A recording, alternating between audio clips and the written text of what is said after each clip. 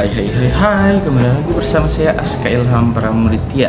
Untuk kali ini saya akan membacakan autobiografi dari diri saya sendiri.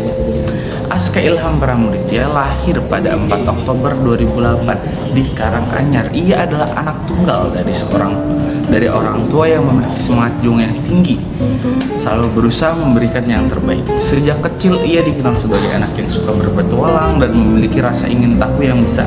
Saat berusia 5 tahun, ia memasuki taman kanak-kanak di PAUD Sofa. Pada masa itu, ia bercita-cita menjadi seorang tentara. Banyak pengalaman menyenangkan yang ia alami di sana. Setelah lulus, ia melanjutkan pendidikan di SDN Grogol Utara 015. Ketika duduk di kelas 3, ia mulai memikirkan cita-citanya dengan lebih serius. Ia ingin menjadi seorang arsitek. Di kelas ini pula, ia menemukan seorang yang ia anggap sebagai saingan dan sumber semangatnya dalam belajar, yaitu Arfan. Memasuki kelas 4, ia mengalami banyak kejadian, termasuk berbagai pengalaman konyol seperti menabrak tembok, mendapatkan penjahitan, hingga terjatuh dari pohon. Ketika naik ke kelas 5, tubuhnya mulai bertambah besar setelah menjalani sunat. Namun pada semester 2 kelas 5, pandemi Covid melanda dan ia harus belajar dari rumah. Masa pandemi terus terasa membosankan baginya. Tetapi di sisi lain, ia menemukan cita-cita baru sebagai seorang chef. Setelah lulus SD, ia ingin melanjutkan sekolah negeri. Namun karena aturan domisili yang ketat, ia kesulitan memasuki sekolah negeri di Jakarta. Akhirnya ia yang memilih untuk bersekolah di SMP Hang Tuah II. Pada semester 2 kelas 7, sekolah mulai menerapkan pembelajaran tatap muka kembali. Ia pun mulai mengenal teman-teman barunya secara langsung.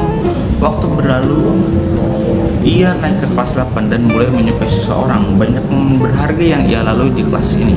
Ketika masuk kelas 9, ia mulai tekun belajar, terutama untuk persiapan ujian. Salah satu tantangan terbesar yang ia hadapi adalah ujian praktikum IPA, di mana ia harus membuat sebuah karya. Ia memilih membuat alat sistem tes kelembapan tanah menggunakan Arduino Uno. Meskipun cukup sulit, ia berhasil menyelesaikannya. Setelah ujian praktikum, ia bersama seluruh angkatannya mengikuti study tour ke Yogyakarta. Mereka mengunjungi Candi Prambanan, Malioboro, Gunung Berapi. Setelah lulus SMP, ia bingung memilih antara SMKN 30 atau 60. Namun akhirnya ia memilih SMKN 30 dan mengejar mimpinya menjadi seorang chef. Dengan semangat dan tekad yang kuat, ia siap menghadapi perjalanan barunya di dunia kuliner. Sekian autobiografi yang dapat saya bacakan dari diri saya sendiri. Wassalamualaikum warahmatullahi wabarakatuh.